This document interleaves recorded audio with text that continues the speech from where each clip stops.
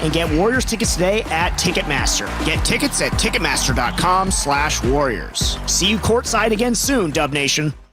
Kia is the official automotive partner of the NBA. And we think about basketball a lot. The plays, the swagger, the glory, the game. And how we can elevate our own game with capability that takes us to another level. And ground clearance that propels us even higher. The 3-row 2025 Kia Telluride X-Line all-wheel drive. Kia, official vehicle partner of the Golden State Warriors. Call 800-333-4KIA for details. Always drive safely. Limited inventory available. This is Draymond Green. Welcome back to the Warriors broadcast booth, presented by DoorDash. Suns were led by Dylan Brooks and Devin Booker. They combined for 49 points. Colin Gillespie played a big factor as well. Warriors come on home to face these same Suns on Saturday, 5 o'clock with the airtime 5:30 tip. Good night from Phoenix. Suns 99, Warriors 98.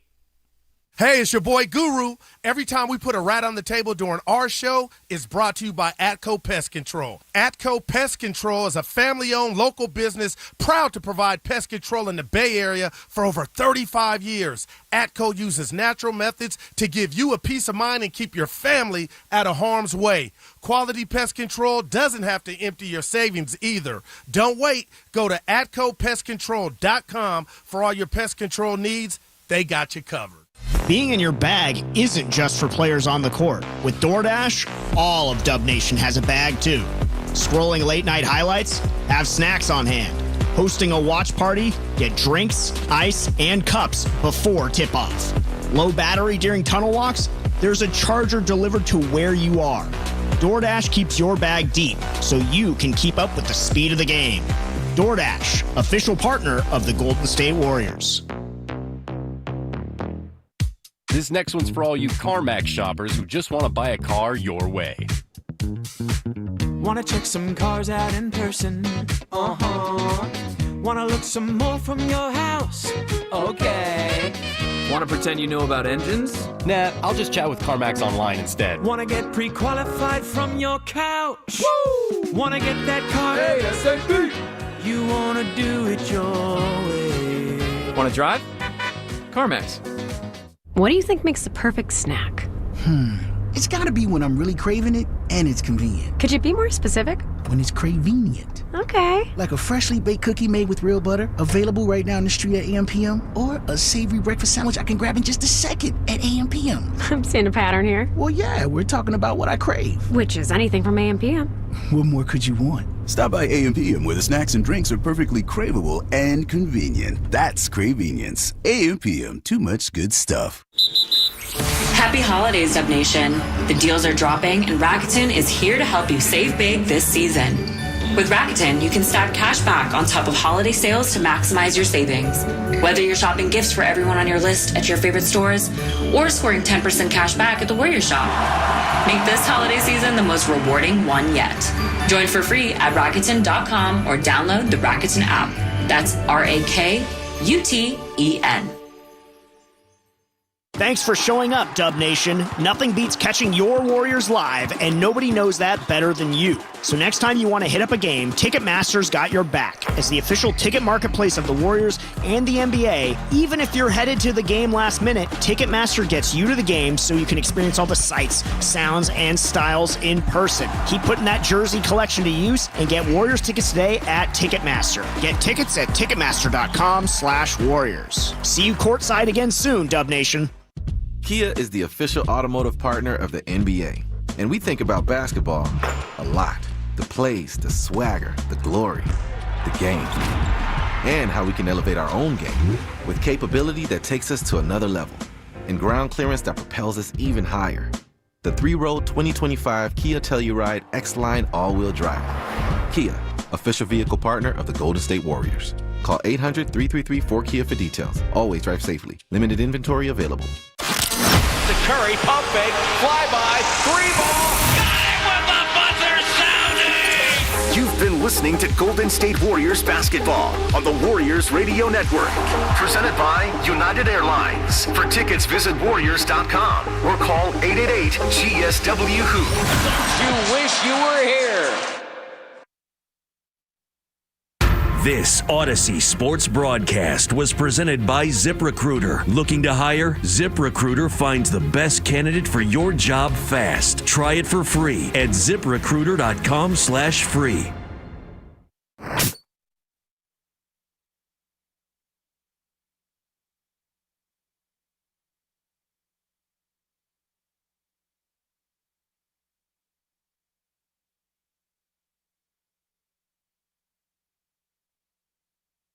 Here is Goodwin. His free throw's out of the way, and it is good. 99-98. Pajemski will get it. He's going to throw it down the length of the floor. Butler tipped it away. Buzzer sounds. Kind of a quick buzzer there, but okay. The game's over. Final score, the Phoenix Suns 99, the Golden State Warriors 98. A bitter loss here in the Valley of the Sun. And yet another winnable game slipping away from Golden State. They have dropped 5 of 7 and 3 in the row, and will try to get back in the winning column Saturday night, and they entertain these very same Phoenix Suns at Chase Center. Disastrous Warriors loss here on a Thursday evening. Welcome. It's Warriors wrap up on 95-7 The Game. Mark Randy with you. Wow, I don't know where to begin because this game took so many twists and turns. The one common thread throughout this entire basketball game, though, was the Warriors just not playing smart basketball, and that's been the case for so long this season with the Warriors now 13-15. They committed 20 turnovers in this game. It led to 30 Phoenix Suns points off of turnovers. How in the world can you think to win a basketball game when you play that way? And the Warriors were in this. You could make a case they very easily could have. Now, it also took an absolute brain-dead foul by Dillon Brooks to really give the Warriors a chance, and to their credit, they took advantage. Warriors down 5, final 40 seconds. Steph misses a 3. Good contest by Dillon Brooks, but Dillon just simply can't help himself, and he smacks Steph in the stomach well after the contest. On review, called for a flagrant 1, 2 free throws by Steph, makes them both, and the Warriors get the ball back. Jimmy Butler, a little give and go on the inbounds, hits the 3, tie game. They were just down 5 with 38 seconds left or whatever it was, and suddenly, in one possession, a tie basketball game. And you're thinking, oh my God, the Suns might rescue the Warriors from the depths of their turnover nightmares. And then Dillon Brooks misses a 3 so bad that Goodwin gets the offensive rebound. Ticky-tack foul on Moody in the final second. 4:10 left. He misses the first, just giving Warrior fan hope. Maybe this is going to go to OT. Makes the second. Ball game over. Phoenix wins 99-98. So much is going to be said about the final sequence, and was that a foul on Moody? Should the officials, swallow their whistle in that moment? And we can talk about that if that's what you guys want to do. 888-957-9570. The show's for you guys. So give me a call, shoot me a text, let me know. 888-957-9570. All I'm saying is that final sequence only became important because Dillon Brooks gifted the Warriors a chance. And if it was not for Dillon Brooks committing one of the most idiotic fouls that I have seen in the NBA in my many years of watching, the Warriors would not have had any kind of realistic chance to actually win this basketball game, likely. Now, they could have maybe gotten a quick 3, make it a 2-point game. You get a stop, maybe you have a chance. Maybe. Unlikely. The Warriors did not deserve to win this basketball game. They did not deserve to win this basketball game. Dillon Brooks gave them an opportunity. Ultimately, it did not work out in the Warriors' way because of that missed 3 so badly by Brooks that it results in the offensive rebound and then the ticky-tack foul on Moody. I don't think that's where we should focus our attention in this game, though. That, to me, feels like letting the Warriors off the hook, and the Warriors do not deserve to be let off the hook for the way that they're playing basketball right now. You did not play since Sunday. You had, let's count them up, Monday off, Tuesday off, Wednesday off.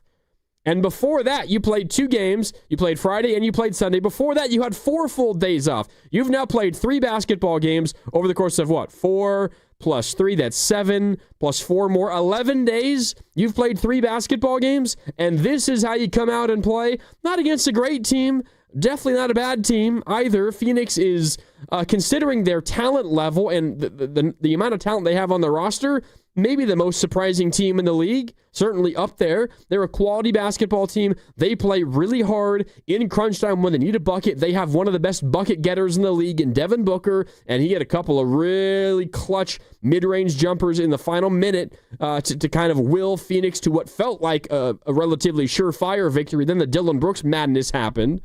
But the Warriors, despite having all that rest, despite being basically healthy, other than Al Horford and Pat Spencer out with personal reasons, but everybody else is available to you in this game. Jonathan Kuminga is getting a chance to play again, only played a couple of minutes in the beginning of the second and fourth quarter. That was it. Didn't really have any kind of impact on this basketball game. In my opinion, Kuminga is like story number 14 in this game tonight. If you guys want to talk about him, we'll talk about him. I got thoughts. But it doesn't even strike anywhere near the top of mind for me in terms of what happened in this basketball game. The Warriors just cannot get out of their own way with turnovers. And not all turnovers are created equally. Like, the Warriors had how many moving screens in the third quarter in this basketball game? It felt like almost every other possession down was a moving screen. Those are not great, of course. Anytime that you're taking away an opportunity for you to get a shot on goal, as Jimmy Butler will say, you just get a field goal attempt up.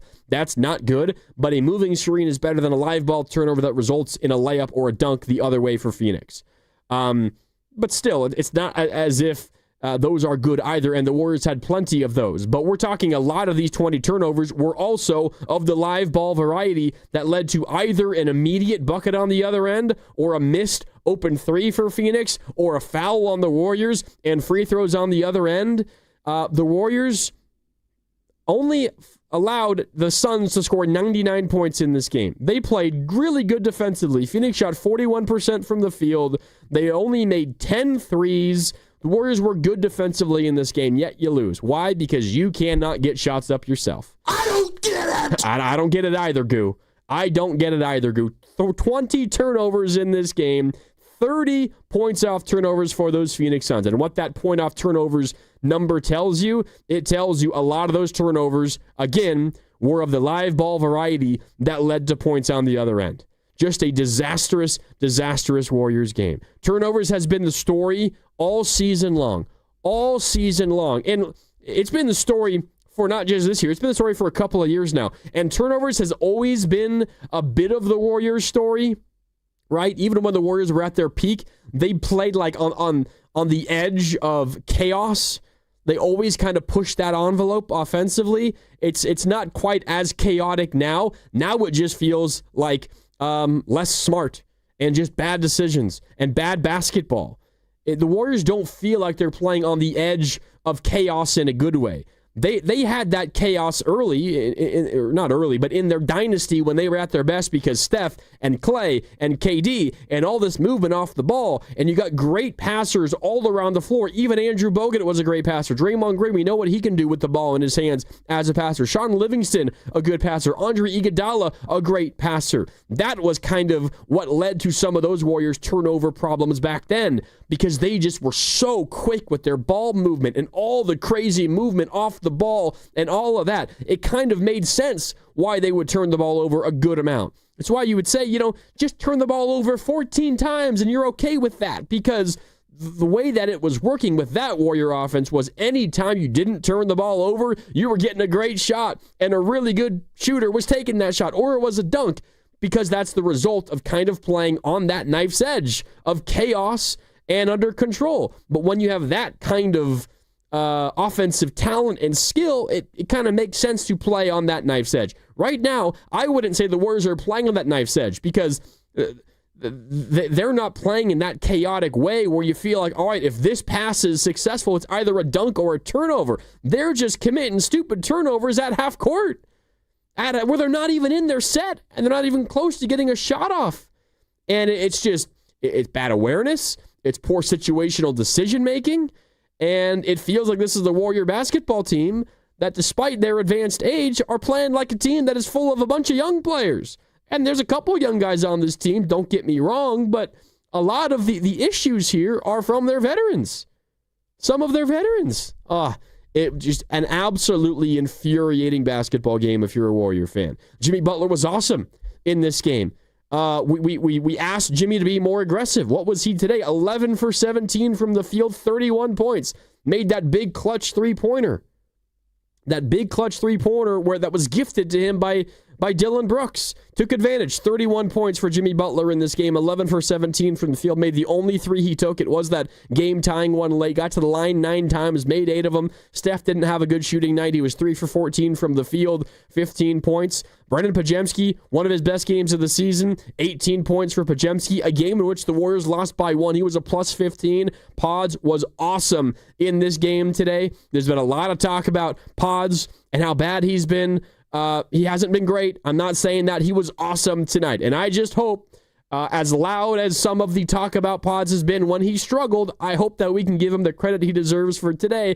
I know it was a loss. Pods was great today. If Pods wasn't playing in this game, if Pods was benched, as I've heard a lot of Warrior fans beg Steve Kerr to do with Pajemski, if he was benched, the Warriors lose this game by 15 or 20 points. That's how good Pajemski was in this game. Jimmy Butler was amazing as well. Other than that, you did not get much of anything offensively in this basketball game. Warriors shoot 39% from the field. Jimmy Butler and Pajemski combined for 49 points, and you scored just 98 as a team. So what is that? 39 from all the others? Not enough. Not enough for the Warriors. 888-957-9570 if you want to weigh in. We got some calls lining up if you want to get in on the conversation. Again, 888-957-9570. Jonathan is in the city and wants to weigh in. What's up, Jonathan? Kick us off here on Warriors Wrap-Up. You're on with Mark Randy. What do you got, Jonathan? Hey, so I know I usually don't call unless I go to a game, but I was actually at Chase Center tonight for the Winter Wonderland Hanukkah celebration. And I went inside the Gots to have dinner and saw they were ahead at halftime. So I started watching the second half thinking I wasn't going to be able to avoid it anyway.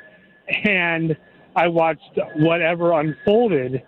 So I'm going to go home and watch it. I set the DVR, but I'd like some kind of an explanation of what exactly went on because it looked good, at least in the third quarter. And then I looked up occasionally, and next thing I know, they're trailing, and then those final minutes unravel. And I'm very concerned because I'm going Monday against the Magic. I want to win that game desperately because I've been living with the Sharks having beaten the Panthers for the last month. In addition to, the Miami game not too far away, I want them to be winning games now. So I'm getting concerned. I hope they can beat Orlando on Monday, but first they got to survive Phoenix Saturday. So I'm trying to figure out what's going on. Yeah, Jonathan, so let me try to take you through a little bit more of what happened in this game, because you're right. It was largely pretty good for the first half, plus the first couple of minutes of the second half for the Warriors in this one. At half, they led 53-46. They had a 7-point lead at the half. Nothing amazing, but, off to a pretty good start. Turnovers were not great. They committed 9 turnovers in the first half. That's more than you want.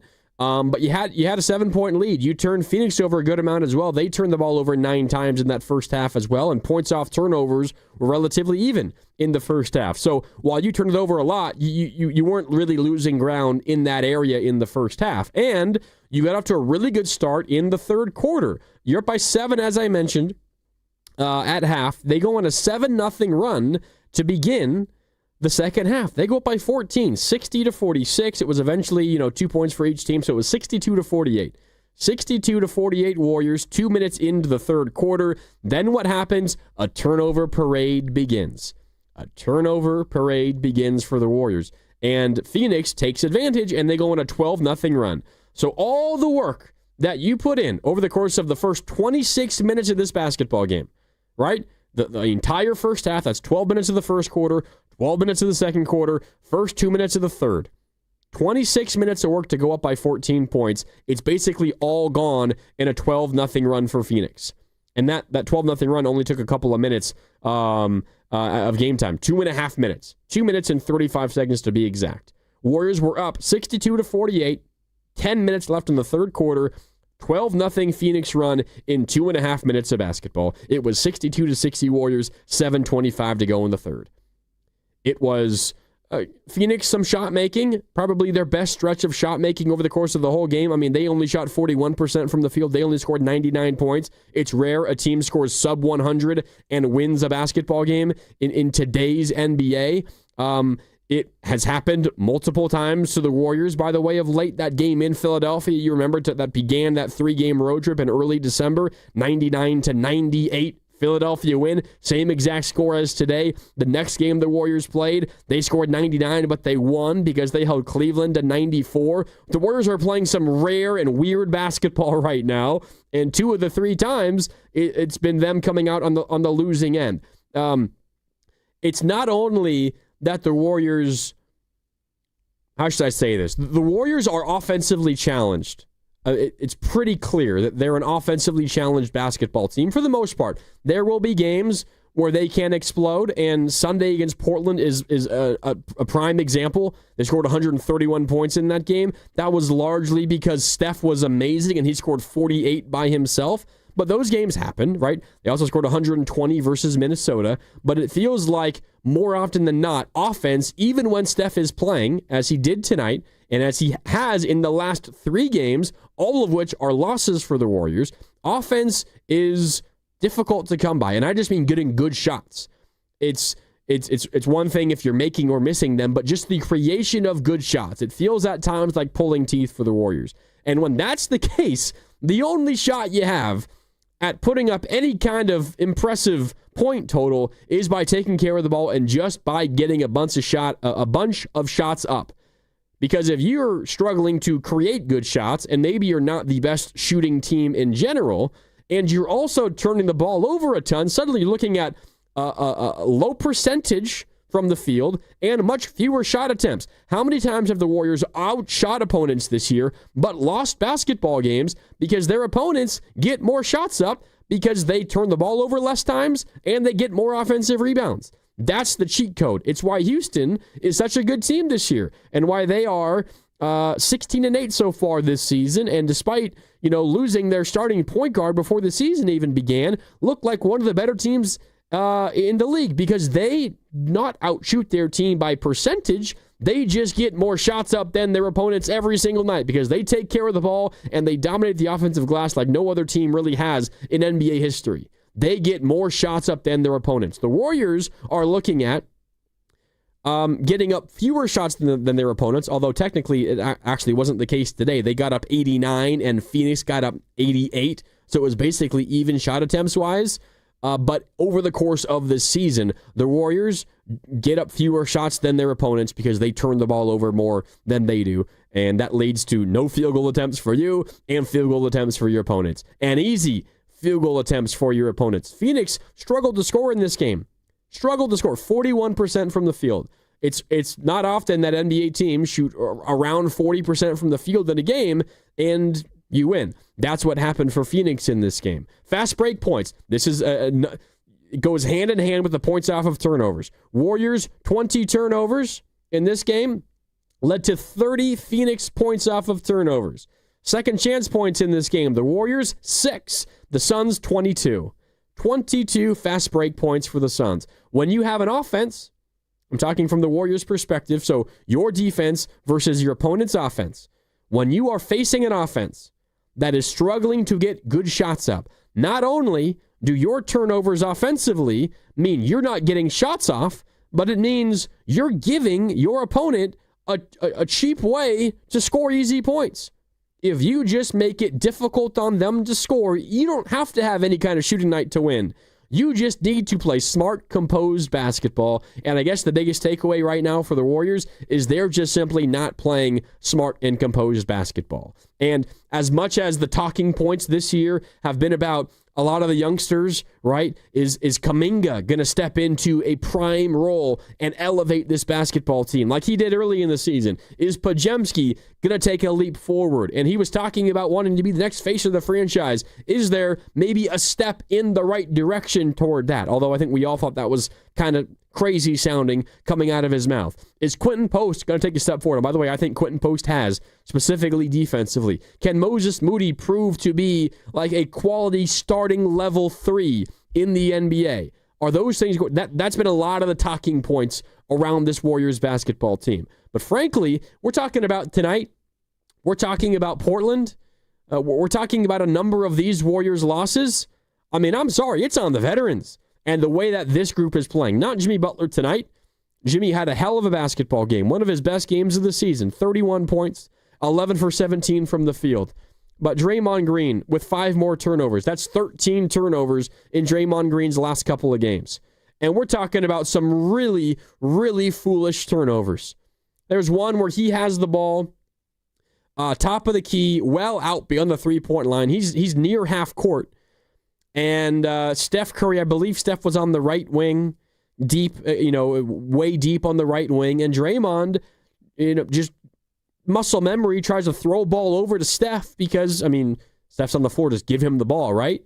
But you got to be aware of where the defenders are, and he kind of skipped the pass by, Steph's shins. I don't even know that he was going to catch it if it got to him, but it got poked away, and it's a turnover and an easy bucket on the other end. This isn't just Draymond Green either. There was a terrible, terrible Buddy Hield turnover in this game. Buddy Hield, very similar situation. He's at half court, straight on, around half court, and Steph Curry is poking free out from the right wing, cutting out towards half court to make himself available to go and get the pass from Buddy Hield to set up the Warriors offense. And Buddy just throws the ball so wide to Steph that it goes out of bounds. Like, it's just simple things the Warriors can't do right now. Just simple things the Warriors can't do. And it is very, very difficult to watch at times. Very difficult to watch at times. I'm curious what Steve Kerr is going to have to say tonight. And Cam, just let me know when you have it ready. Because I do really want to hear from Steve Kerr. And again, I want to hear from you guys as well at 888-957-9570. If you guys want to weigh in, I got my eye on the YouTube chat as well. YouTube.com/957thegame. Again, YouTube.com/957thegame to join in on the conversation there. Let's see what we got rolling here on the YouTube chat. A lot of conversations about the Warriors youngsters I'm seeing coming in there. Frankly, I don't really think Kuminga is a story in this game. Podziemski was probably the Warriors' second best player, maybe their best player. That's how good he was in this game tonight. Kuminga was a non-factor, whether it's because he's not getting enough minutes or because he's not doing enough in those minutes. I don't really care what the reason is. He was a non-factor in this basketball game. He played 2 stints. He played how many minutes total in this game? 9.5 minutes. About 5 minutes to begin each of the second and fourth quarters. That was it. 1 for 5 from the field. Hard when you're not really getting that much run. I don't really read into it all that much, but he didn't have a positive influence in this game. Moses Moody, you need Moses Moody to hit a shot. A couple of shots here and there. Moses Moody in this game was 2 for 10 from the field and 1 for 6 from downtown.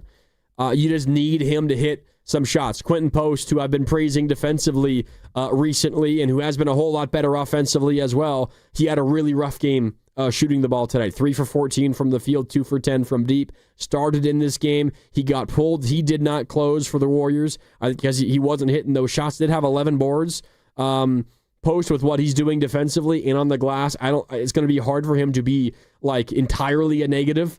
But his really big impact is felt when he's hitting his open threes, and he was just 2 for 10 in this one for the Warriors. It's frustrating because if you got this performance, say, from Jimmy Butler and from Podziemski on Sunday in Portland, you win that game. Just someone to step in and support Stephen Curry's 48. You didn't get that. And then in this game, you got greatness from Jimmy Butler and a really good performance from Brandon Podziemski, but Steph has an off shooting night. And understandably, he scored 39 and 48 points his last 2 games. Like, he's not going to be able to do that every single night at age 37. And by the way, a few months away from 38 years old. You got the amazing game from Steph and you wasted it. Now you get good games, great games even from Jimmy Butler and maybe even Podziemski, but no one else is along for the ride, and as a result, you lose both those games. When you had the pieces to win both, but you just did not get enough from the supporting cast the rest of the way. Cam, do we have Steve Kerr? Or you need just a sec? Just a sec. All right, we'll get to Steve Kerr coming up in just a moment here on Warriors Wrap-Up. How about this? There was a stretch for the Warriors spanning the third and fourth quarters, and I think this gets to, I believe it was Jonathan who was kind of asking for the rundown at what happened throughout this game. I mentioned the Warriors got out to that 14-point lead early in the third quarter. The third quarter as a whole was just incredibly ugly offensively for the Warriors. And it's kind of what I was talking about in general earlier, about how this is an offense that has to kind of scratch and claw to get good looks, to earn good looks. And when that's the case, you just can't turn the ball over because you need as many looks at the rim as possible. But the Warriors in the third quarter just could not hit the broadside of a barn. 7 for 23 from the field in that third quarter. They scored just 18 points. They committed 7 turnovers in the third quarter alone. 7 for 23 from the field. 1 for 11 from downtown. How about this? The Warriors, from the final 5 minutes of the third and the first 5 minutes of the fourth. Where did this exact number go? I had it earlier. Here it is. So essentially the final 5 minutes of the third and the first 5 minutes of the fourth. That's 10 minutes of basketball. All right? 10 minutes of basketball. The Warriors scored 5 points. 10 minutes of basketball, they score 5 points. How many shots do you think they got up over the course of 10 minutes of basketball? 16. How can you possibly only get 16 shots up over 10 minutes of basketball? That's about a shot and a half per minute, right? The Warriors, let's say, for example, and we're in a quarter where the offense was flowing a little bit more, the Warriors got 24 shots up in the first quarter. They got 22 shots up in the second quarter. We're talking about nearly 10 minutes worth, we're talking about nearly a quarter's worth of basketball. 10 minutes, right? End of the third, beginning of the fourth. They score 5 points over 10 minutes while going 2 for 16 from the field. 2 for 16 from the field. One, it's telling you you're either getting terrible looks or you're missing open shots. Both are bad, by the way. One's better than the other, but if you're creating open shots, you want to knock them down. Wink, wink, Moses Moody, Quentin Post. But also, the fact that you're only getting up 16 shots over 10 minutes, it tells you all you're doing is turning the ball over. All you're doing is turning the ball over. Like, just to put this into perspective, you get 16 shots up over the course of 10 minutes. If both teams were taking the entire shot clock and just taking shot clock violations or putting shots up at the final second of every shot clock, which does not happen in today's NBA, that would still, over the course of 10 minutes of basketball, lead you to, like, more than 10 shot attempts. 24-second shot clocks consecutively over and over and over, you would get up like 11 or 12 shots in 10 minutes of basketball if both teams just waited, hucked at the last second. And with how fast today's NBA is, all the possessions up and down, shots going up with 19 on the shot clock still, at times like 21 on the shot clock on a fast break, the number of shots you can get up over 10 minutes of basketball, it should be 20 plus. And the Warriors got 16 shots up. One, because their offense is very slow. They struggle to create a good shot, which means you're consistently waiting towards the end of the shot clock, or you're turning the ball over and you don't even get a shot up in the first place. 10 minutes of basketball, you get outscored 18-5. Like 18 points for Phoenix over 10 minutes. That's not great. Like 18 points in 10 minutes. You will take that defensively. Yet you got outscored by 13 points because your offense was just that bad and that stretch. End of the third, beginning of the fourth, 5 points over 10 minutes. You go from up 5 to down 8. 71-66 with 4:40 to go in the third. To down 84-76 about 5 minutes in to the fourth quarter. That's the game right there. That is the game right there. That sequence where the Warriors consistently, we're not talking about a 2-minute stretch, a 10-minute stretch. A 10-minute stretch where you only score 5 points. That's the ball game. All right, let's hear from Steve Kerr. I don't know if we're going to hear as frustrated of a Steve Kerr as we did on Sunday in Portland. This game feels more frustrating to me personally. But Steve Kerr, let's just find out what he had to say. Here's Warriors head coach Steve Kerr after his team's 99-98 loss to the Phoenix Suns in Arizona. Here is Coach Kerr.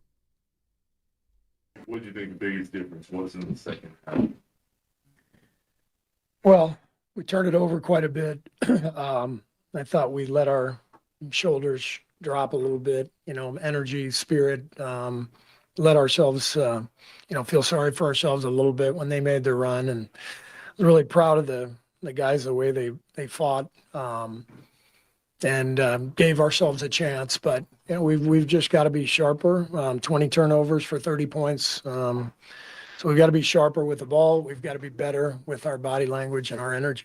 12 of 42 from one range. You like the looks that you guys? Yeah, we got good looks. So sometimes the ball doesn't go in, and that happens. So I wasn't concerned about that, but we got good looks. Thought we played really hard. Offensive rebounds. We were crashing. We got 15 of those. But a tough night shooting, and you can still win those games, right? Jimmy carried us. He hit the huge three down the stretch, and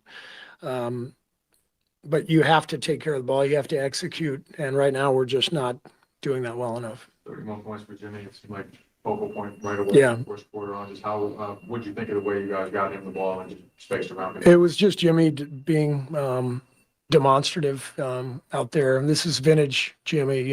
8 for 9 from the line.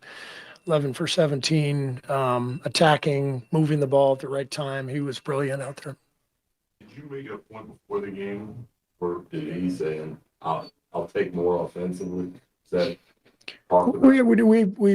we had a couple film sessions the last 2 days, and had a couple practices, and we were able to just kind of remind the guys of how we played down the stretch last year. After we traded for Jimmy, how he controlled games.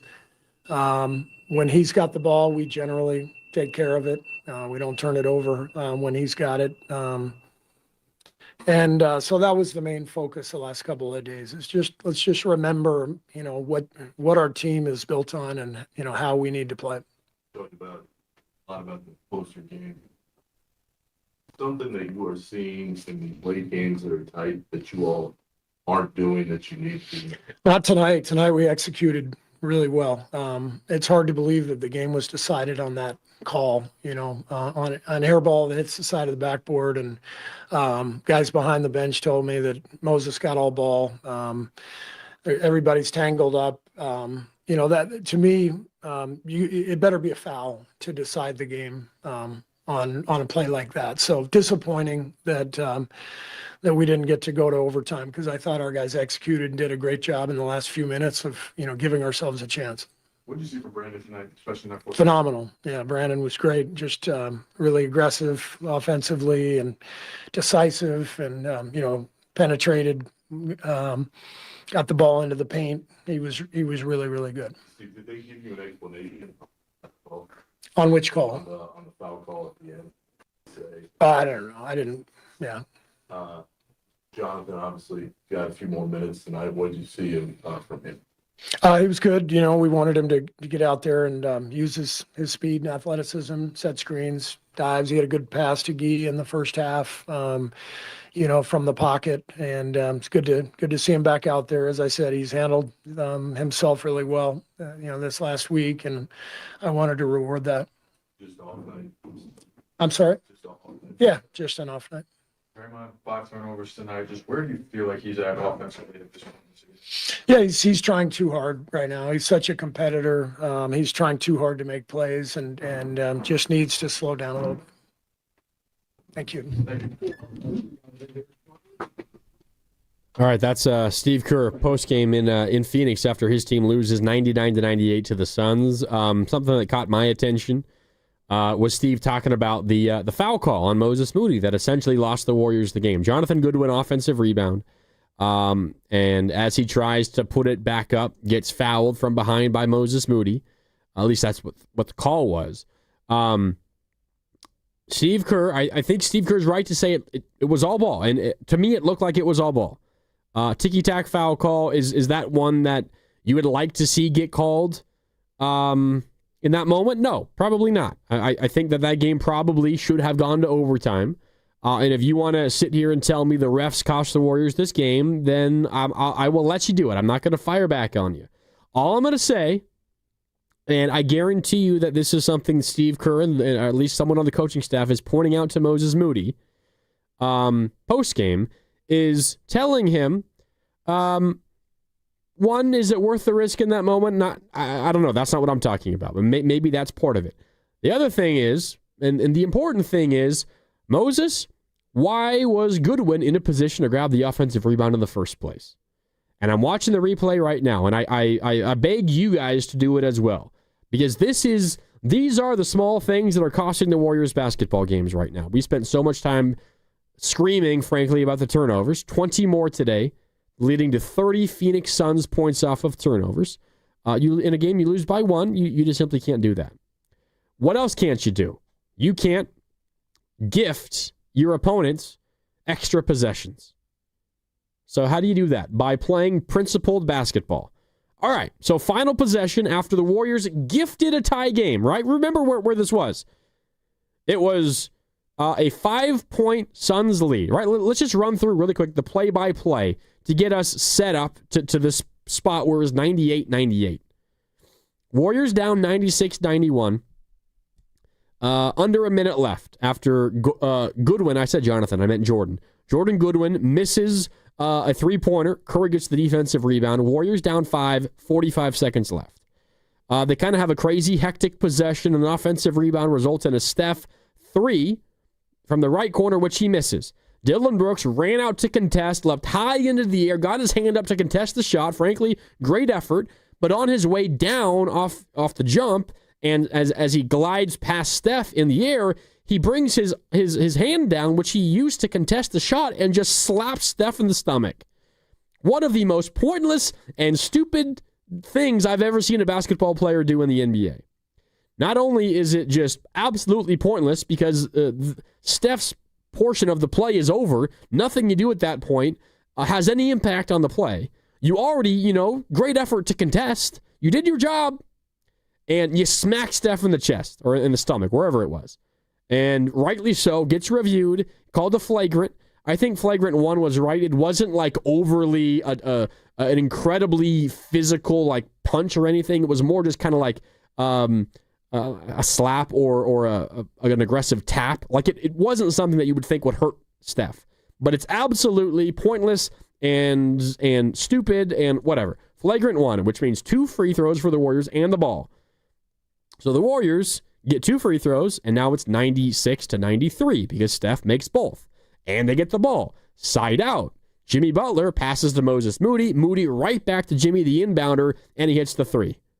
And it's a tie game. 96-96. Then what happens? Devin Booker, as I was talking about earlier, one of the best just shot getters, bucket makers in the NBA, makes a mid-range jumper. And it's a 2-point Suns lead. Then Steph drives on Goodwin and gets fouled and makes a couple of free throws. Now we're tied at 98. All right, Phoenix Suns ball, 22 seconds left, and this is where the Warriors lose the basketball game. All right, I'm watching the replay now. I'm going to talk you through it. Melton is picking up Booker, top of the key, and it's Moody on, I believe that's Royce O'Neal on the left wing. No, that actually is Goodwin. Goodwin on the left wing. And the ball goes to Goodwin on the left wing with Moody guarding him. He dribbles up to the top part of the key, hands it back off to Booker. And Moses Moody, wanting to get the ball out of Booker's hands, which I'm sure was talked about from the Warriors coaching staff, Moody leaves Goodwin and doubles Devin Booker to get the ball out of Booker's hands. And Booker kicks it to Dillon Brooks on the right wing. So successfully, the Warriors got the ball out of Booker's hands. Good job, Moses Moody. You followed the game plan, or at least what I assume was the game plan. And then Moses' job is, once the ball is no longer in Booker's hands, you race back and recover to your man. And he did that. Gary Payton, underneath, who was guarding O'Neal, stepped up for a second to check Goodwin. And then when Moody recovers, Gary Payton slacks back off and takes O'Neal, who begins cutting kind of backdoor from the left corner to under the basket. At this point, Goodwin's still hanging out deep left wing, and Moody is in a good spot defensively. All in this moment, Dillon Brooks is beginning to, his upward shooting motion from the right wing. Draymond gets a great contest on him, and Moody, what does Moody do? He's caught watching. He's just staring at Dillon Brooks. He's watching Dillon Brooks put his shot up, and if you notice what Goodwin does, this is what winning basketball players do. When his teammate puts up a shot and there's still time on the clock, he just sprints to the paint. And Moses Moody, looking at Dylan Brooks in the ball for a split second too long, cannot catch up. Goodwin races right past him, and the Warriors catch a bit of bad luck. Yes, the shot was missed so badly that it caromed off the side of the backboard and went right to Goodwin. But guess what? That should have been right where Moody was standing, because Moses Moody lost his man for a split second. And so if you want to say, Moses, you made a good defensive play and you got all ball when you reached over the top of the guy that got the offensive rebound, like, all right, you can say that. And I'll give it to you. I didn't think it was a foul. I didn't think in that situation it should have been called. Okay? But come on, Moses. You cannot let your guy get past you in that situation. You're in a great defensive spot. You did everything right leading up to that moment. You showed on the double to Devin Booker, got the ball out of his hands. You then raced back to find your man. You had him covered. The ball was on the right wing. Your guy was on the left wing, and you were in a good spot to maybe help off of a drive or recover back to your guy fully if he got the ball. You did not need to do anything crazy. And you get caught staring at the ball. Your guy runs right past you, gets inside position, gets the offensive rebound. Are you called for a ticky-tack foul? You want to blame the refs? Sure. Was it a tough call? Did it go the Suns' way? Yes, absolutely. I think that way. I do. I don't think it should have been called a foul. But Jordan Goodwin deserved that because he made the effort. He made the right play. He caught Moses Moody napping. And as a result, he gets the offensive rebound. You get called for the foul, Moody, and he makes a free throw, and the Warriors lose the game. So as far as I'm concerned, anyone talking about the refs blowing this basketball game, calling a weak foul, you're taking blame away from the Warriors when they don't deserve to have blame taken away from them. You're shooting this poor from the field, and you're committing all these turnovers. You just simply have to do a lot of the small things right. And I know for the last 45 minutes or however long it's been here on 95.7 The Game on Warriors Wrap, we've been talking a lot about the things the Warriors did wrong in this game. Frankly, because they did a lot of things wrong and because they lost this basketball game, and they've lost 3 games in a row since Steph came back from injury. They did do a lot of good things in this game. Despite all of that, despite all of the negative, they were in this game against a quality Phoenix team. Not a great team, not saying they are, but a quality Phoenix team in Phoenix. They're now 9-5 at home this year. They're 15-12 on the season. By the way, they're right above you in the standings in the West. You're the 8. At least coming into today. We'll see how the rest of the results shook out around the league. They were the 7. By the way, you're now the 9 because Memphis has passed you. Memphis has won 2 in a row. You've lost 3 in a row. You're now the 9. You are a half game behind the Grizzlies. You're now 2.5 games behind the Suns. You had an opportunity to be a half game behind Phoenix if you had won tonight, but you didn't. So, like, there is. It was not all bad for the Warriors tonight, and that's what Steve Kerr talked about a lot. He said he honestly liked the shot selection that they got. I'm not as pleased by it. There were some good looks that just simply they did not make, which happens. He mentioned the fight, and yeah, with everything going wrong, they fought back and tied this game in the final minute. They were aided definitely by Dylan Brooks, which I simply do not understand how he could have possibly thought that was a smart thing to do in the final minute when you're up by 5 points, and in order for you to lose that basketball game, you either have to do something stupid or your opponents have to play absolutely sterling, perfect basketball the rest of the way. But when you do all those things wrong and you commit 20 turnovers and you can't hit your open threes, when you do create them, what happens? You have to do all the small things right to win. And the Warriors didn't do all the small things right. They lost this basketball game partially because Moses Moody lost concentration for a second and let Jordan Goodwin run right past him for an easy offensive rebound and a ticky-tack foul, whatever. But the big issue there is the offensive rebound in the first place. You cannot lose focus in a moment like that. Man. A rough Warriors loss. There's no doubt about it. All right. We got more to get into here on Warriors Wrap Up. We're going to take a quick break here coming up in just a minute, and then we'll wrap things up on the other side. Warriors lose this game 99-98. I think we're going to hear from some of the other Warriors as well. I think Draymond Green spoke post-game. Cam, if you could maybe get Draymond Green's full post-game presser, I might want to hear that thing as well. So we'll do that when we come back from a quick break as well. I know Brendan Pajemski spoke post-game. We'll hear a little bit of what Pajemski had to say, but man, there's a lot of frustration in Dub Nation right now, and it doesn't really feel like there's a fix immediately on the horizon for the Warriors. They won a couple of games on their road trip, right? In Cleveland and in Chicago as while Steph was out, Draymond was out, Jimmy played in one of those games, and it kind of felt like that might have been the couple of games that might have turned this Warriors season around, right? They were a game under 500, 11-12. They had just lost a heartbreaker in Philadelphia by the same score as tonight, by the way, 99-98. And then Pat Spencer kind of introduced himself to the world. Warriors win in Chicago, win in Cleveland, by the way, and then win in Chicago. They go back above 500. They return home. They get Steph back. Jimmy returned in Chicago. And then they lose to Minnesota, 127-120. Steph scored 39. Minnesota went on, like a 17-0 run in the fourth quarter in that one. Steph has a historic night, 48 points, 12 threes in Portland. You lose that game 136-131 because you could not get a stop. And then you lose tonight despite 31 from Jimmy Butler, one of Pajemski's best game of the year, and you lose 99-98 because you turned the ball over 20 times. Like, some of the others got the job done and kept you afloat while Steph was out. Steph comes back and you're 0-3 since. Not Steph's fault. Not saying that. Tonight he wasn't great, but he was absolutely absurd in the previous two games. Yet you're 0-3 since Steph came back. It is a tough pill to swallow right now if you're a Warrior fan. All right, time for a break. We're going to hear from Draymond Green. Some more post-game sound after this. Warriors lose a heartbreaking one, 99-98 in Phoenix. More time for your calls, your texts as well. If you want to weigh in, 888-957-9570. Warriors wrap-up continues. More coming up next on 95.7 The Game.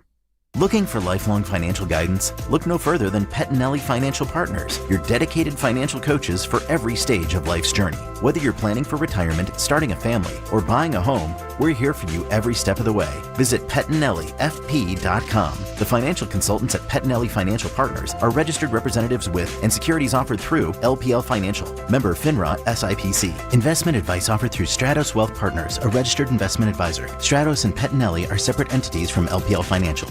I know that hiring can be challenging. You need someone to match your role perfectly. Well, now you can meet them fast on ZipRecruiter. Build your team, build it sooner.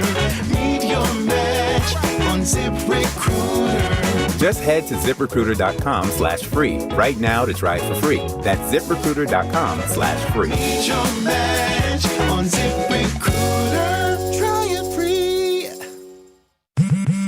At Straight Talk, we know the holidays are your time to say yes. So why put up with a wireless company that makes you say out of data? Or no service here? Switch to Straight Talk and say yes to real unlimited data on a reliable 5G network covered by Verizon. And with a free 5G phone when you activate select plans, someone else in your family can say yes! Available at straighttalk.com and Walmart. Based on RootMetrics State of 5G Report United States 1H 2025. Experiences may vary. Not an endorsement of Verizon. For network management practices, visit straighttalk.com.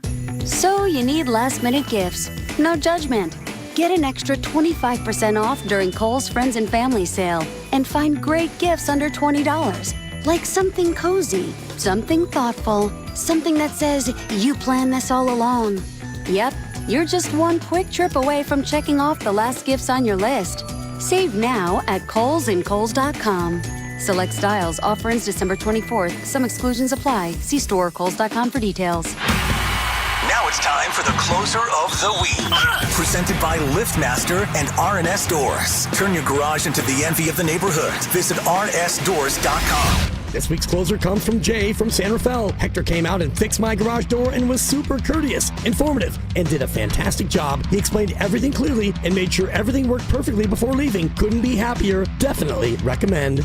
Recently, my garage door opener was not working. I was in need of a closer. I was put in touch with R&S Doors, and they hooked me up with a brand new garage door opener from LiftMaster. With LiftMaster's MyQ connectivity, my garage door opener can be controlled right from my smartphone. You'll know when a door or gate has been left open and can close it with a tap. No matter where I am. Be one of the first 10 callers and receive 20% off a LiftMaster garage door opener. Call 1-800-FIX-A-DOOR. That's 800-FIX-A-DOOR. Or visit rsdoors.com. R&S Doors. Look for the red truck. The Golden State Warriors are back, and there's nothing more refreshing than an ice-cold Surfside to enjoy while you cheer on your Warriors. Surfside is only 100 calories, 2 grams of sugar, and 0 bubbles. That's right, no carbonation, so it's easy to sip and enjoy. It's not a seltzer, it's Surfside, proud partner of the Golden State Warriors. Sold in arena and at bars, restaurants, and stores near you. Must be 21. Please drink responsibly. All guests on 95.7 The Game appear on the River Islands guest line. Dub Nation, this is Jimmy Butler, and you never know when I'll be on the River Islands guest line. Dub Nation, this is Steph Curry, and you never know when I'll be on the River Islands guest line. So make sure to keep it locked on 95.7 The Game. River Islands in Lathrop is the best-selling master plan community in all of Northern California. With its lakes, parks, trails, and collection of new home neighborhoods, the good life can be your life. Isn't it time for you to discover the islands? In sports, success is about team effort, and the same is true for your hair. At Great Clips, we save your haircut details in clip notes, so every member of the highly skilled team knows exactly how to create your signature look. And with our easy-to-use app, you can check in from anywhere and get a ready next text when you're up next for a cut. It's the confidence of a great haircut delivered by a team you trust. Download our app today. Great Clips, it's gonna be great. Makita's built for the pros who show up early, who don't do shortcuts, only precise cuts.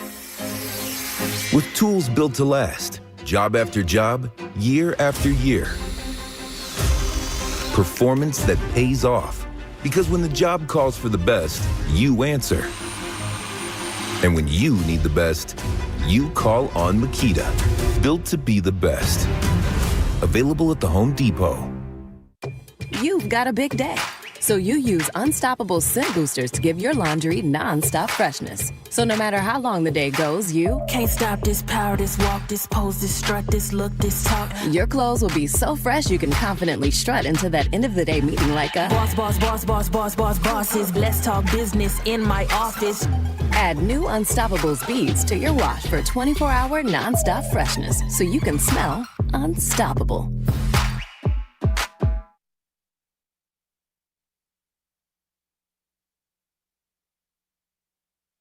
Two players in the backcourt, Draymond and Curry in the front court. Everybody sprints up like a football play. Curry trying to get free. Ball goes to Moody. Back to Butler. Butler takes a three. It's good! Butler nailed it! Quick release. We're tied at 96. Oh, my goodness! Just like that. Jimmy Butler caught that, and it wasn't on his fingertips for more than a millisecond. Now back to Warriors Wrap Up on 95.7 The Game. You know, whenever you hear a little bit of distortion in Tim Roy's voice, that it was a big moment. And that Jimmy Butler three he screamed, nailed it, to tie the game. Yeah, that was after the crazy, that was the Jimmy Butler three, followed up the Steph Curry free throws, which came because of the Dillon Brooks foul, one of the craziest fouls I've ever seen in the NBA. Now this is back-to-back games, by the way, for the Suns. I don't know how many of you watch. I think it was also Sunday evening. Might have been Monday. Lakers, Suns in Phoenix. Last time the Suns played, I think it was Sunday. Doesn't matter when. Their last game. And it's a tight game late. Dillon Brooks hits a three in the final minute to take the lead. And on the way up the floor, he goes chest to chest with LeBron James and screams in his face. And they had already tangled up once. They both got techs, I think. Dillon Brooks and this one got a second tech. He got ejected. He got lucky, though, because LeBron missed the free throw to tie the game. Then the Lakers, of course, have the ball after all of that, and they foul LeBron, shooting a three. He makes two, and the Lakers win the basketball game. But this is back-to-back games where Dillon Brooks, because of just absolutely ridiculous what goes through your head to make you think about doing that, almost cost the Suns both games. And he basically should have cost the Suns the first game. He got he lucked out because LeBron missed the technical free throw, but he got ejected because of it in the final minute after he made a good play and hit the go-ahead three. And then tonight, he has a great game. He was the best Suns player offensively for the majority of this game. He does some of his normal, like, I'm going to get under your skin stuff, which is just Dillon Brooks. And by the way, that is fine. It might be annoying, but that's fine. And that's a legitimate, like, strategy, and it's a good thing. I think there's a reason why Dillon Brooks wins everywhere that he goes. In Memphis, he was always in the playoffs. In Houston last year, a really good team, the second seed in the West. And this year is part of the reason. I mean, it's Devin Booker and it's Dillon Brooks, the 1-2 punch. Why Phoenix is absolutely so much better than so many of us were expecting. There's no like coincidence. Like Dillon Brooks wins. He does a lot of good things for teams. And you could say that he's dirty. That foul on Gary Payton in the 2022 playoffs was absolutely ridiculous. I'm not here to tell you that Dillon Brooks is a not dirty basketball player. But he does a lot of good things for your basketball team. But what he did to LeBron after hitting the go-ahead three in the final minute of regulation, going chest to chest, getting a tee and getting ejected, and then what he did to Steph tonight, up by 5 in the final minute, you smack a guy in the chest after the play's over. What the hell are you doing? Warriors gifted that. Jimmy Butler hits the three. You're tied up. You feel like, oh, we might steal one here. And they didn't, ultimately, because then Dillon Brooks misses a three so badly that Jordan Goodwin gets the offensive rebound. Moses Moody, ticky-tack foul from behind, whatever, makes a free throw. Ball game over at that point. Frustrating night for the Warriors. We're going to hear from Steph Curry. I said Draymond Green. I knew Draymond had spoken. I did not realize that Steph also spoke post-game, and we have access to that. So we're going to hear from Steph Curry coming up in just a moment. I do want to get to one other moment in this game before we do that. So the Warriors, I mentioned their stretch, end of the third, beginning of the fourth, when they scored just 5 points over 10 minutes of basketball, right? They responded, though. They actually took a lead. They went on a 6-0 run. They took a 2-point lead, a little more than 5 minutes to go. Podziemski hit a big three, had a big mid-range fader. Warriors go up by 1. 87-86 with 4 left in the fourth quarter. Up by 1, 4 minutes left. And Podziemski, a couple of big buckets. I thought Podziemski was really, really good in this game. And then what happens? An 8-0 Phoenix run. And let me get the actual play-by-play up here, because I want to make sure that I can tell you exactly what happened. So 4 minutes left in the fourth quarter, and the Warriors, again, clinging to a 1-point lead after a Podziemski little 10-foot fadeaway in the paint, and then the three-pointer. That gave the Warriors a 1-point lead at 87-86. Then Colin Gillespie makes 2 free throws off of a Quentin Post foul. All right, whatever. Quentin Post then misses a wide-open left corner 3. All right, like you got a good look, you missed. Devin Booker, as a result, hits the 7-foot pull-up jumper. So now it's a 3-point Phoenix lead. Then the craziness ensues. Draymond Green, terrible turnover. And this was the turnover where he was at the top of the key, throwing it backwards to Steph Curry near half court. And he kind of threw it at his shins, if memory serves. And there was a defender kind of hanging out, waiting for that pass to come, and it gets poked away. And it leads to a missed layup by Phoenix, by the way. But they get the offensive rebound, and they get fouled, and they make a couple of free throws. Now it's a 6-0 run as a result of that. And then what happens? You're suddenly down by 5 in the middle of that 6-0 run. Then what happens? Quentin Post gets the ball on the block and kind of spins under the basket, but picks up his dribble. And now there's like 2 or 3 Suns surrounding him. He has nowhere to go. He actually does a pretty good job, and he spots Draymond Green by himself at the top of the key. And Draymond did the right thing and kind of made himself available to Post based on where the defense was, kind of ran over to the open space. Post saw him and just kind of like one-handed, because he was being pressured, flung the ball up towards the top of the key where Draymond was. And Draymond, there was no one in front of him, had an easy path to get it. But Draymond, I don't know if lazy is the right word. I think it's more just like not aware of where everyone on the floor is. Does not realize that Gillespie is racing in from behind him. Racing from behind him to beat Draymond to the ball. And Draymond, again, I think people might say lazy because he was moving slow. I don't think it was him being lazy. It was just being unaware of where Gillespie was. He thought he had a ton of time to get to that loose ball after Quentin Post just kind of flung it up to the top of the key. But because he's unaware that Gillespie is racing in behind him, he never corrals the ball, and Gillespie gets the easy steal, and it results in a Dillon Brooks fast break layup. Suddenly, you were up 1, and then a minute and a half later, you're down 7. And that's what precipitated that 5-point Phoenix lead in the final minute, and we know what happened from there. But again, what is the common thread in all of these Warrior stretches where disaster strikes? Turnovers.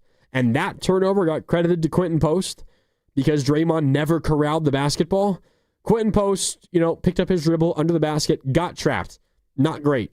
But honestly, I thought he did a pretty good job finding the open area where Draymond was hanging out. And that one to me is more on Draymond for not realizing that he had to hustle to get to that ball because Gillespie was hunting him down from behind. Draymond had another rough game taking care of the basketball. 5 turnovers in this game. Again, that one I'm talking about right now was not credited to Draymond. But that I don't think that was Quentin Post's fault. The turnover itself, in my mind. The Warriors as a team, though, commit 20 in this game, and the Phoenix Suns score 30 points off of those 20 turnovers. All right, let's hear from Stephen Curry after this game. Steph was amazing in each of his last 2 games. 39 versus Minnesota, a loss. 48 versus Portland, a loss.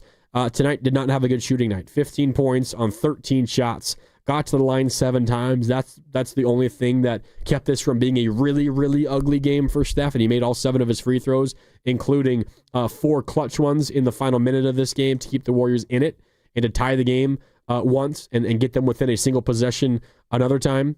Let's hear what Steph had to say. Steph, post-game in Phoenix, Warriors lose 99-98. They've lost 3 games in a row, and they've now lost 5 of their last 7. They're 2 games below 500, by the way, for the first time all season. They've been below 500 a couple of times. They were 11-12. In fact, that was the only time they were below before the loss in Portland. So they were 11-12. They were 13-14, and now they're 13-15. All right, here's Steph Curry post-game after the Warriors lost in Phoenix. So what do you think the biggest problem is?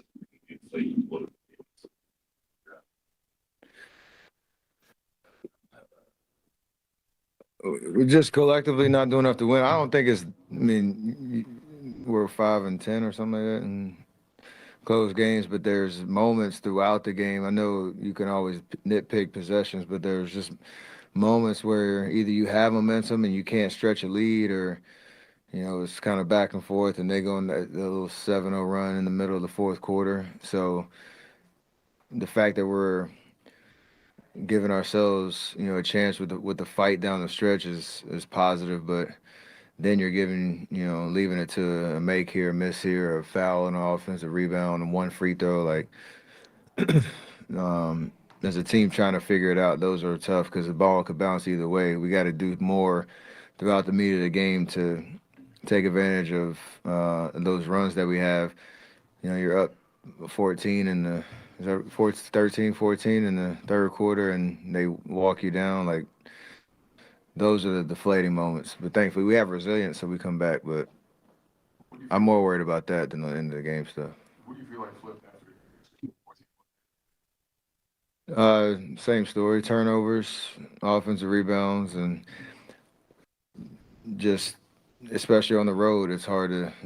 You give teams momentum, you give them belief, they start hitting shots. Book started getting going off of broken plays. Like, there's a carryover effect to that. Can you tell me the story about wearing Book's shoes? And he had him in his press conference, and I got a picture of him signed. Obviously I've been paying tribute, homage, and just showing love to all the different areas of the sneaker game over the last couple weeks, and got to try his out tonight. And the idea of trying to infuse some energy into the sneaker world while I can, and the idea of me and Book and the relationship we've been able to build over the last couple of years, especially, but since he's been in the league and playing together at the Olympics, there's a bond there for sure. So I was trying to beat him in his own shoes. It didn't work. Nike shoe that you'll become. He said you're a shoe free agent at this point, and that's part of the whole deal. Yeah, for sure. But there's a theme to every night, and I'm having fun with it. And being here in Phoenix and knowing what he's done here the last decade, it was a cool opportunity. So he outscored you by 10, and you were wearing his shoe.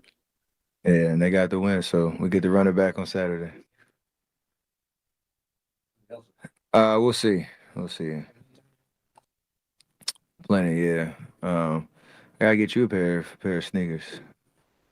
I'll get you some. I'm gonna send you some Curry brand shoes. I'll send you some. It's easy, sample size too. I'll get you some good Curry brand shoes. There we go. Absolutely. February when we come back, I'll have some for you. Yes, sir. I'll call you. Yes, sir. Anything else? Steph, have you ever seen, been part of some wild endings? You got down 5, folks get flamed, and you hit shots. I mean, then they get the shot with 4/10 left. What was it like being in the middle of all that at the end? It was wild, back and forth. I think the fact that we were down 5, that play happened, which was Bush League, but took advantage of it. Jimmy hits a big 3. Like you said, Book comes out, hits a tough shot. I get to the free throw line on the other end. And then, last possession, we got a great stop. Just the ball bounced a tough way, and there was a fight for it, and we fouled. So, and then we were out of challenges. Just, again, that's the idea of you don't want to be in that situation, without the ball last possession. And we did enough, I think, throughout the game to not be in that position. But it's never easy to pull yourself out of a hole, and we're feeling that right now. So gotta keep pushing. Some reason why you think you guys keep falling into those, and just in general. I don't know. I wish there's just moments where you're playing well enough, and then you have a bad 3 minutes, and teams are taking advantage of it. We ran into some nights where teams have shot way above their averages. That's how it goes in the league. And again, if you're going to be a good team, you're able to overcome all of that. We're obviously not a good team right now because what our record says and the fact that we found ourselves in these kind of positions. I do like the fact that it's challenging us and giving us a sense of urgency. Some years you learn these lessons while you're winning, and then it catches up to you. But if we're going to do anything, relevant this year, feeling this pain right now and searching a little bit could be a good thing if we do something about it. So that's the moment we're in right now. They just came back from 20 against the Lakers. Yeah, but the Lakers walked out with a win, so we gotta be on the other side. You gotta go catch a plane. Yes, sir. All right, that's Steph post game in Phoenix. Strange back and forth there about the shoes he was wearing. I imagine that somebody in Phoenix, Steph, sounded like he was just trying to wrap up that conversation by telling the man that he's going to send him some Curry brand. I took up a lot of the 6 minutes of Steph's post-game presser, but he said some interesting things there around that conversation about his shoes. He talked about right there at the very end. I think it's the best thing that Steph said, talking about the late game collapses, and he's talking about how, if you're a good team, you can overcome some of those stretches, those poor stretches. He kind of talked about 3 minutes where disaster strikes, and the Warriors had 4 different 3-minute stretches that were disaster struck in this second half specifically. A couple of them were consecutively. But he said good teams can find ways to overcome that. And he said, quote, we're obviously not a good team right now, end quote, essentially because the Warriors are losing those games. And now the Warriors in clutch games this year, the Warriors are 5-10. And if you don't know what a clutch game is, final 5 minutes of regulation is the game within 5 points. At any point, it could be literally a 4-point game with 4 minutes and 59 seconds left. Then the team that's ahead hits a 3, and it never gets. They're up by 7 after that. It never gets back within 5. That's still technically a clutch game, but basically, it's games that are up in the air with 5 minutes left. And the Warriors, when Jimmy Butler was acquired last year, were great in clutch games last year. Great in clutch games with Jimmy Butler. They are 5-9 in clutch games so far this year. No, pardon me, 5-10. That was the stat before tonight. Tonight was a clutch game, and they lost. They're 5-10 in clutch games so far this year, are the Warriors. They're not doing the small things right down the stretch. And I've spent a lot of the last hour plus talking about all the bad things the Warriors did tonight. There is a part of me that thinks, well, all right, with how bad they were taking care of the ball, with how poorly they were shooting the ball. They were 12 for 42 from deep. And we can bicker if we want about what is a good shot. A lot of the Warriors' threes were open threes, right? Their shooters were open. And I think what Steve Kerr said post-game is fair. We like those looks. It depends who's shooting the ball. Like, if it's Moses Moody shooting an open 3, how much confidence do you Warrior fans have in Moses Moody shooting an open 3 right now? 1 for 6 tonight. Quentin Post, I'd say an open Quentin Post 3 is a good shot. He's been good specifically of late, the last couple of weeks. Tonight, not so much, 2 for 10. But just because it's an open 3, how many of those open 3s were Draymond 3s? How confident do you feel on a Draymond open 3? Is that a good shot in your opinion? He was 1 for 6 from downtown tonight. So, like, we can, and I'm seeing this chat going on the YouTube chat right now. YouTube.com/957thegame. I can't scroll back and find it. Here it is. From Bill. And Bill, I see you commenting a lot. I really appreciate it. Bill says 12 for 42 from 3, and a lot of them were good looks. I would argue 75% of those threes were completely wide open. Bill, I'd have to go back and chart the game, but I'm not going to do that right now. Obviously, hard to do on the air. Let's just assume you're right. 75% of those threes are open threes. You might be right. I'm gonna say that is what it is. Not all open threes are created the same. A Steph Curry open 3, a Quentin Post open 3, hell, even a Pajemski open 3 who's shooting over 40% from deep this year. Those are good looks. Right now, I don't have faith in Moses Moody shooting 3s. I don't have faith in Draymond Green shooting 3s. Frankly, I don't have a lot of faith in Buddy Hield shooting 3s. So Steve Kerr can call those great looks, and we can say those were good looks. They were open looks. Are they good looks? Do I want Draymond Green shooting that 3? I don't know. Like, is that a high percentage look? We could argue about it. It's obviously better than a contested Draymond Green 3, but if the Warriors' offense, if we consider Draymond Green getting an open 3 a good process, maybe the process needs to change a little bit. I don't know. But even with that, the Warriors feel like their offense generally was creating good looks. All right, but you're not making them. At least you weren't in this game. So how do you overcome things like that? You do the small things down the stretch. That's what Steph Curry was talking about, and the Warriors weren't doing that. All right, 888-957-9570. We got time for one more phone call before we wrap things up here. Jerry is in San Jose and wants to weigh in. What's up, Jerry? Hey, how's it going? Thanks for taking my call. So, you know what? I'm starting to get a little annoyed. I feel like there's a lot of pointing around to different players. You know, I've been hard on Pajemski myself, I'm not going to lie. But, you know, it starts with some of these veterans, and I feel like between Steve and Curry, who are both the only ones that can do it, they never hold Draymond accountable. And he's becoming a little bit of a problem. He's not going to give you the offense that you need, and he's out there obviously for the defense, but what is it, 13 turnovers in 2 games? That's right. He's not going to cut it from one of your veteran players. That is hard to deal with. And I just feel like those two guys, they are the only ones that can really hold him accountable, and they are not saying anything. And then he's, you see him sometimes screaming at other players, the young players, Quentin Post or, Moody or somebody, he's getting on them. But maybe he needs to look in the mirror a little bit and say, hey, you know what? I might be a little bit of the problem here. We lost. Look at, he punched Poole in the face. We know that. We lost KD because of this stuff. And then now we got the turnover problem. It's like, when are we going to hold the man accountable?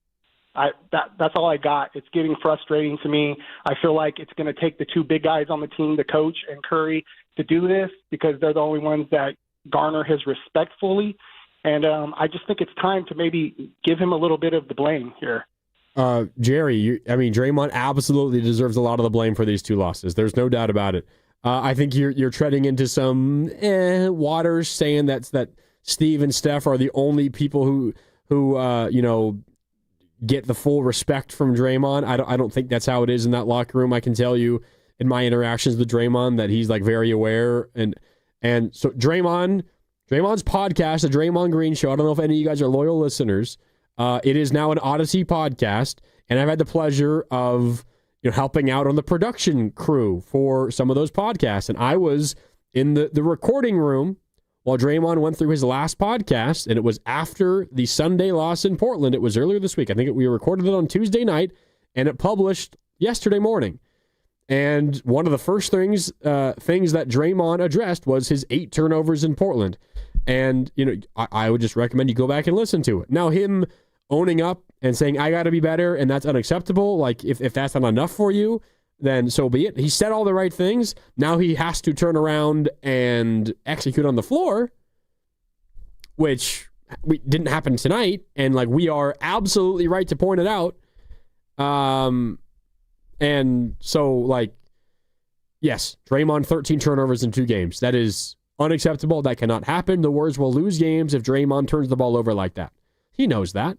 He just has to be better. And Steve Kerr said he's just trying too hard. So we'll see what happens next time out when the Warriors have Phoenix again coming up on Saturday at 5:30. So we'll see how it all plays out. Draymond has to be better, no doubt. 13 turnovers in 2 games. You can't win that way.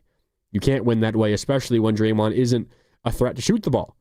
If he's not a threat to shoot the ball and defenses are slacking off of him and he can't take care of the ball, it's hard for him to have any positive impact for you offensively. We'll see. And I see it from JFA on the YouTube chat. You're absolutely right. He can talk all he wants, but actions and doing his job speak louder. And you're absolutely right, JFA. I talked about this on Sunday after the 8 turnovers. It is becoming a little bit of a trend. He is not taking care of the ball well all season. The last 2 games are like the peak of this. It has not been great all year. He has to be better. He has to be better for the Warriors to have a chance to be good offensively. So we'll see where he goes from there. Up next for the Warriors, Saturday versus the Suns. They get a chance at some revenge. It's here in San Francisco at Chase Center. Tip-off is at 5:30, which means Warriors Live begins at 4:30. All right, that'll do it for Warriors Wrap-Up tonight. Thank you so much for tuning in. Shout out to Cam Williams behind the glass, to Ken Luttrell cutting up all of that post-game sound for us. You heard some of that here on post-game on 95.7 The Game. My name is Mark Randy signing off. Hey, at least the Seahawks won tonight, right? And that sounds crazy coming from a San Francisco radio station. Trust me, if you're a Niner fan, you wanted the Seahawks to win, and they won in crazy fashion. I think I'm going to head home and watch that game now because I missed it watching this Warrior game. At least the Seahawks won tonight, though. All right. That'll do it tonight. Thank you so much for tuning in. My name is Mark Randy, signing off. We'll talk next time on 95.7 The Game. See website for details. BillsHappen.com is not a lender. It does not make credit decisions. Must be 18 years old. Not available in all states.